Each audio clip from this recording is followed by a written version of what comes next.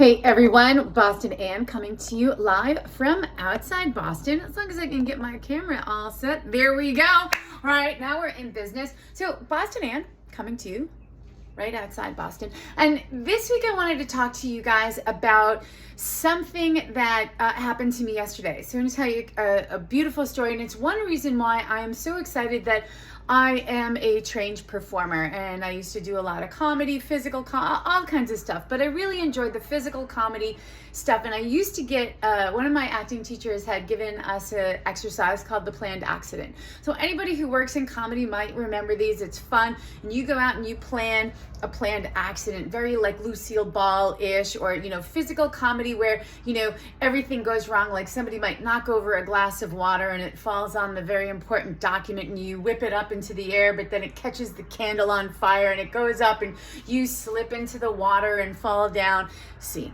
right? So this is a planned accident. So yesterday, I had what I considered to be a planned accident. It was very reminiscent of this. I had a flat tire, and every step that went on from this flat tire very simply could have been avoided, and nothing went well after that. And I'll spare you the ugly details, but I will tell you that it was very frustrating. It was reminiscent. At every step, it just set up the next thing to go wrong. And I was like, oh my gosh, like nothing is, okay, we can't get traction on this.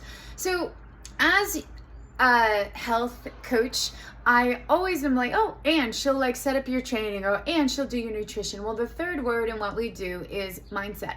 And so I wanted to just use that story as a little bit of a fun story to kind of explain, like, okay, Boston Ann, what are you doing up there? Well, what I work in is fitness, nutrition, and mindset. And the mindset piece is when you have this planned accident, I would say if I had that flat tire in the exact same scenario about 10 years ago, there would have been a lot of language. I would have maybe curled up on the side of the road crying. I would have called people screaming and yelling, looking for somebody to blame, and all kinds of madness. My day would have been shot. I would have had needed time to recover. It would not have been very good. And because I'm from Boston, I grew up around here. Anybody else that grew up around here knows we are a reactive bunch. My family was also Italian. So you got reactive Italian, you got reactive Boston.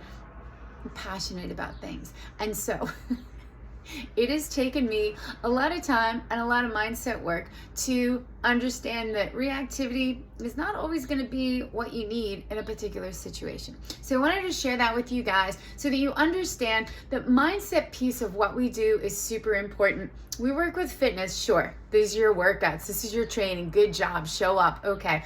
Here's your nutrition. We want to drop a few pounds. We want to gain some muscle. Here are your macros. These are the foods that you're going to choose. Awesome. Great. If you cannot manage problem solving, you're not going to be very successful in your fitness or your nutrition, or probably anything else. Maybe you get so far, but the better you are at stress resiliency and problem solving, the better you are at life. And that's what I do. I try to get everybody to live their best life, optimize your life, and that's my gig. So thanks for listening to my planned accident. Those of you who really know the whole drama of all of it, just imagine me out there and, like I said, planned accident. I had not planned to be going anywhere. So I'm in my gray sweatpants and a gray hoodie sweatshirt out in the Boston humidity. The sun is coming up. I'm trying to change a tire. I can't get the lug nut off. I'm jumping up and down on it, sweating, cursing. That's just one piece. The story goes on. Nonetheless, it works through. I said, Ann, you got to just pull your mindset work here together. Everything that you know, everything that you coach people to do, it is final exam time. Let's go. And it very much worked for me.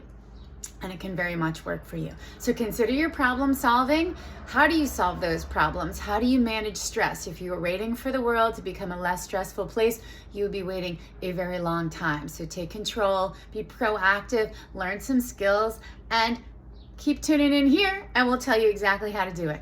This is Boston Ann coming to you live from outside Boston, and hopefully your life gets a little bit happier and you can solve a problem today, even just by taking your reactivity down. Take a deep breath. Inhale on one, exhale on one. May not be on the first try, but maybe after like a week or so. Give it a whirl. All right, signing off.